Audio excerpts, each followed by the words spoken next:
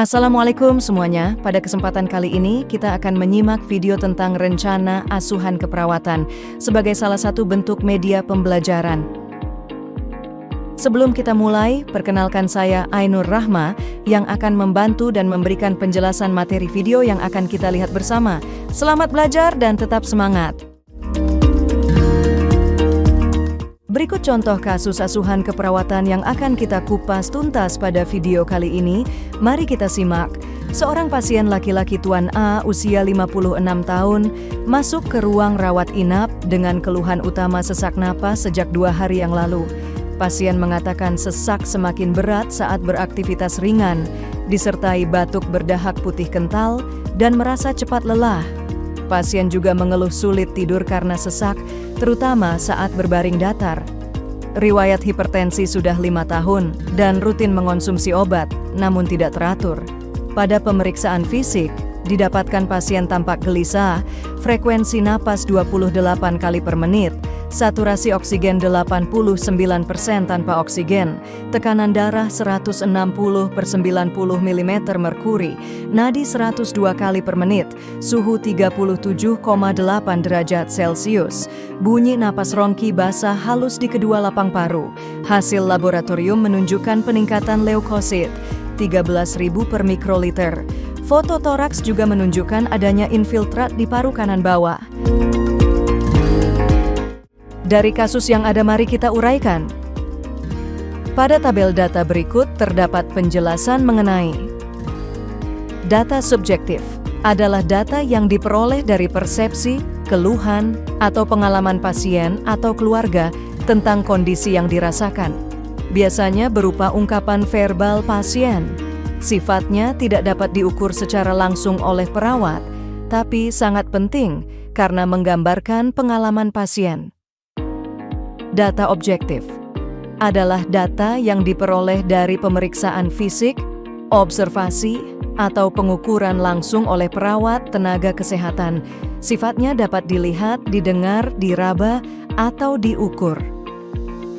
Data penunjang adalah data yang diperoleh dari hasil pemeriksaan laboratorium, radiologi, atau pemeriksaan medis lainnya yang mendukung analisa keperawatan.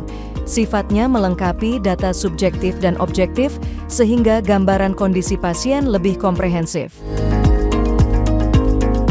Dalam pembuatan diagnosa dapat kita klasifikasi terlebih dahulu.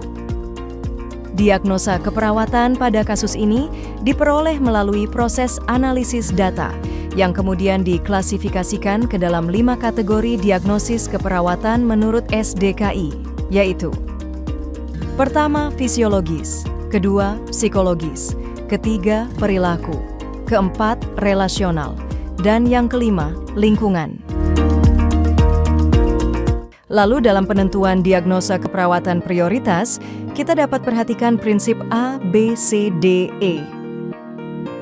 Diagnosa keperawatan dalam kasus ini sangat berkaitan dengan prinsip prioritas. A yaitu airway, B yaitu breathing, C yaitu circulation, D yaitu disability, dan E yaitu exposure atau environment.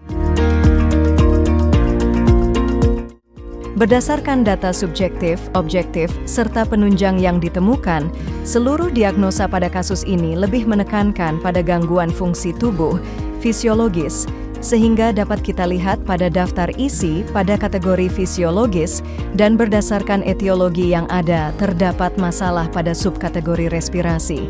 Pada subkategori ini bisa kita lihat masing-masing definisi, penyebab, gejala tanda mayor dan minor yang sesuai dengan analisa data tersebut, sehingga dapat disimpulkan bahwa masalah atau diagnosa yang sesuai yaitu bersihan jalan napas tidak efektif.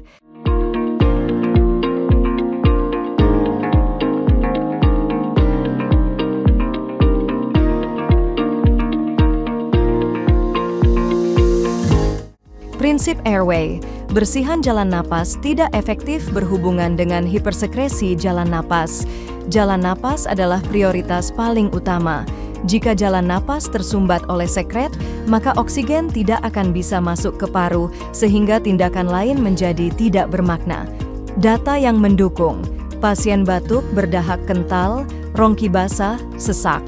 Oleh karena itu, diagnosa ini dipilih pertama karena sesuai prinsip A, airway, memastikan jalan napas bersih dan terbuka.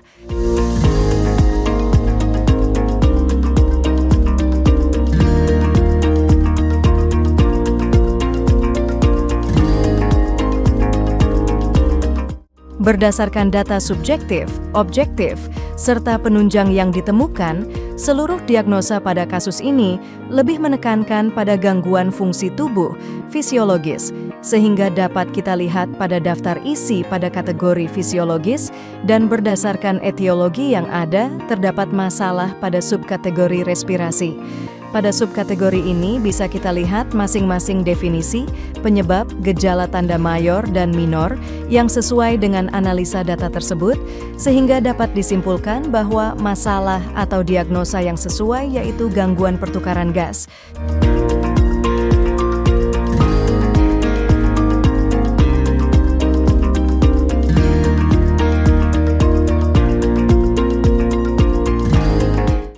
Breathing. Gangguan pertukaran gas berhubungan dengan ketidakseimbangan ventilasi perfusi. Setelah jalan napas dipastikan bersih, langkah berikutnya adalah memastikan proses pernapasan berjalan optimal.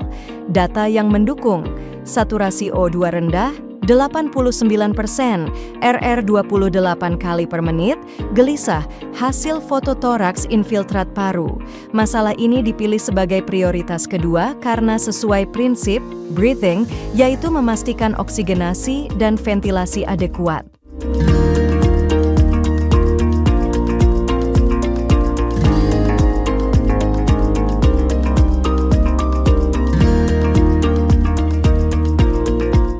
Pada bagian analisa data berikutnya, berdasarkan data subjektif, objektif, serta penunjang yang ditemukan, seluruh diagnosa pada kasus ini lebih menekankan pada gangguan fungsi tubuh fisiologis, sehingga dapat kita lihat pada daftar isi pada kategori fisiologis, dan berdasarkan etiologi yang ada terdapat masalah pada subkategori aktivitas dan istirahat.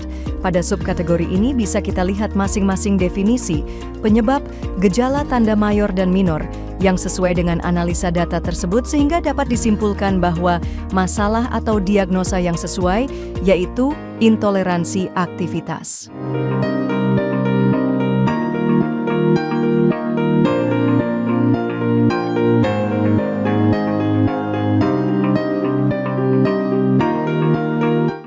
Yang berikutnya, circulation and kebutuhan energi, C.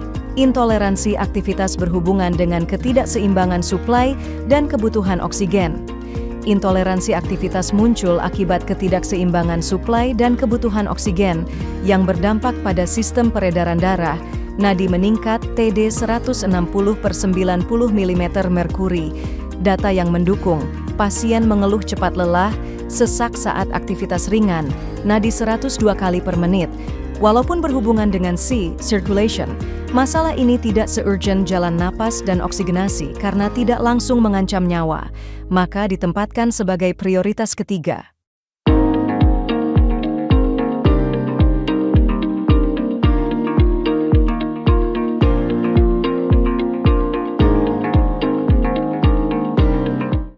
Berikut adalah penulisan diagnosa keperawatan. 1. Bersihan jalan napas tidak efektif berhubungan dengan hipersekresi jalan napas, dibuktikan dengan batuk berdahak kental, rongki basah sesak napas. 2. Gangguan pertukaran gas berhubungan dengan ketidakseimbangan ventilasi perfusi, dibuktikan dengan saturasi oksigen 89%, RR 28 kali per menit, nadi 102 kali per menit, serta gelisah. 3. Intoleransi aktivitas berhubungan dengan ketidakseimbangan suplai dan kebutuhan oksigen, dibuktikan dengan cepat lelah dan sesak saat aktivitas ringan, nadi 102 kali per menit. Jadi, dari penulisan keperawatan diagnosa di atas, terdapat 3 bagian utama yang perlu digarisbawahi, yaitu masalah, kemudian penyebab yang berkaitan, dan dibuktikan dengan sebuah tanda atau gejala. Selanjutnya kita mencari luaran keperawatan SLKI berdasarkan diagnosa keperawatan SDKI yang kita angkat. Buka daftar tautan SDKI SLKI, lalu lihat diagnosa yang dicari selanjutnya, buka halaman 153. Setelah itu perhatikan luaran utama yaitu bersihan jalan napas dan kalian bisa menambahkan luaran tambahan jika sesuai. Lalu buka daftar isi dan cari bersihan jalan napas sesuai luaran utama SLKI. Begitu juga cara mencari luaran keperawatan untuk dua diagnosa keperawatan lainnya. Berikutnya, pada saat membuat luaran keperawatan SLKI, perhatikan ekspektasi dan kriteria hasil jadi. Diagnosa 1. Bersihan jalan napas tidak efektif. Bersihan jalan napas kode L01001. Setelah dilakukan intervensi selama 3 jam, bersihan jalan napas meningkat dengan kriteria hasil. Batuk efektif meningkat. Produksi sputum menurun, rongki basah menurun, frekuensi napas membaik, RR 16-20 kali per menit. Untuk membuat luaran keperawatan SLKI yang berikutnya, perhatikan ekspektasi dan juga kriteria hasil jadi. Diagnosa 2. Gangguan pertukaran gas. Pertukaran gas kode L01003. Setelah dilakukan intervensi selama 3 jam, pertukaran gas meningkat dengan kriteria hasil. Dyspnea menurun, bunyi napas tambahan menurun, takikardia menurun 60-100 kali per menit, gelisah menurun, status oksigenasi membaik, saturasi oksigen 94-100%. Dan pada pembuatan luaran keperawatan SLKI yang terakhir, perhatikan ekspektasi dan juga kriteria hasil jadi. Diagnosa 3. Intoleransi aktivitas.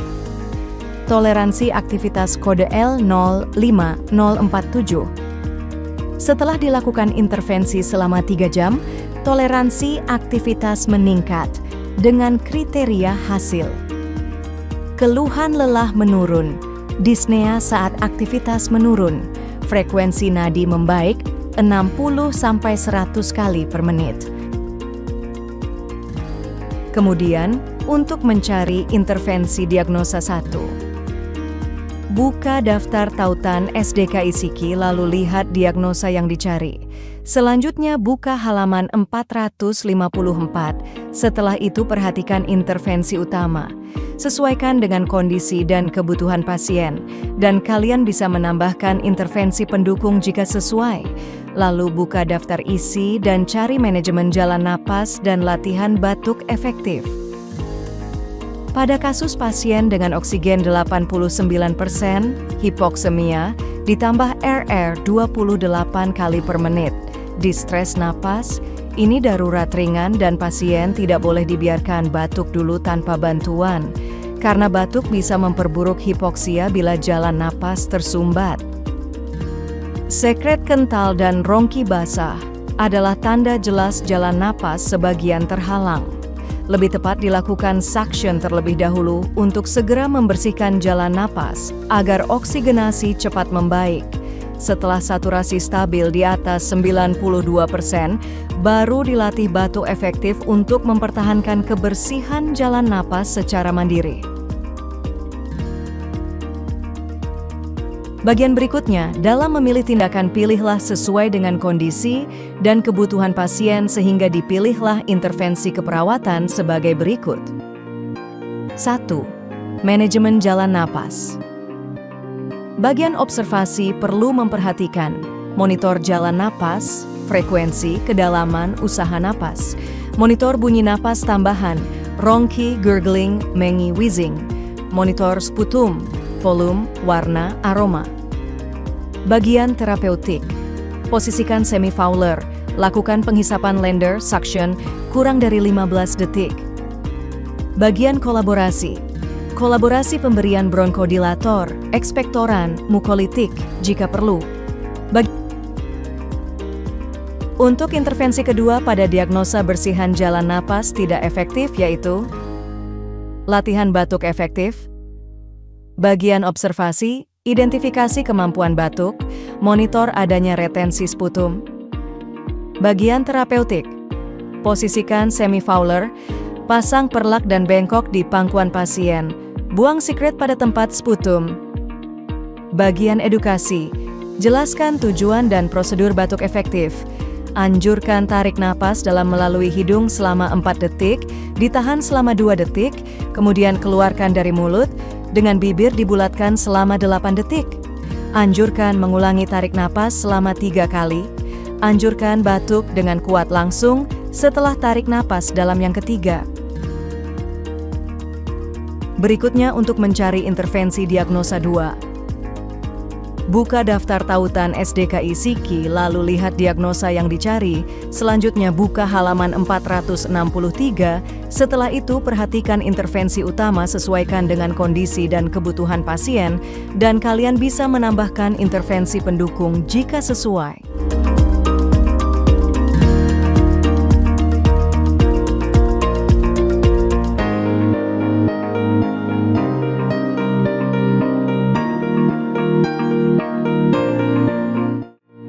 Intervensi pada diagnosa 2 yang pertama dilakukan yaitu 1. Terapi oksigen.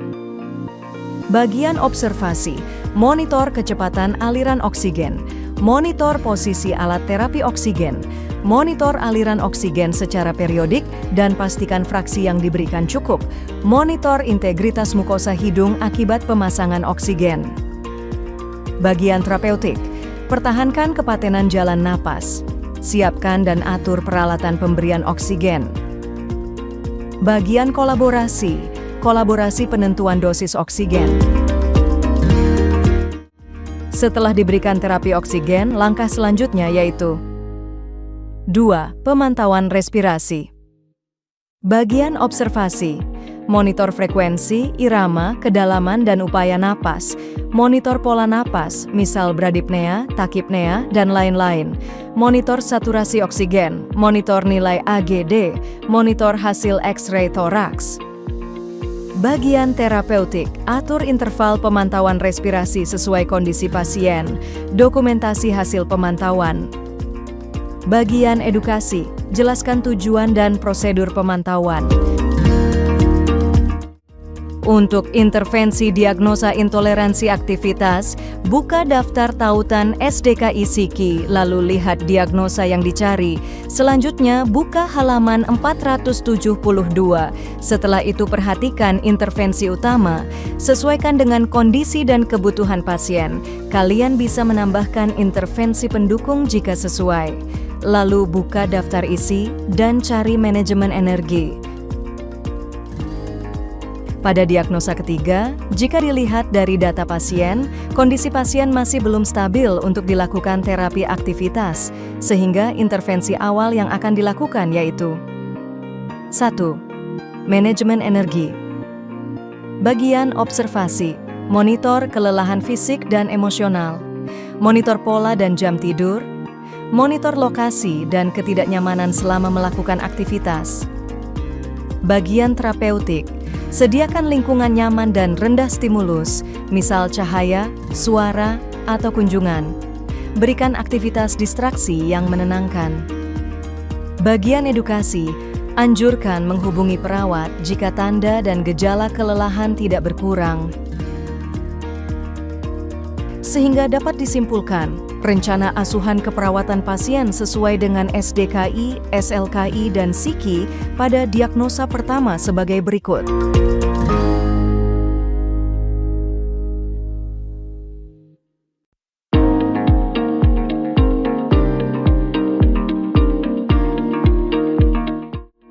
Berikutnya, rencana asuhan keperawatan pasien sesuai dengan SDKI, SLKI, dan Psiki pada diagnosa kedua adalah sebagai berikut.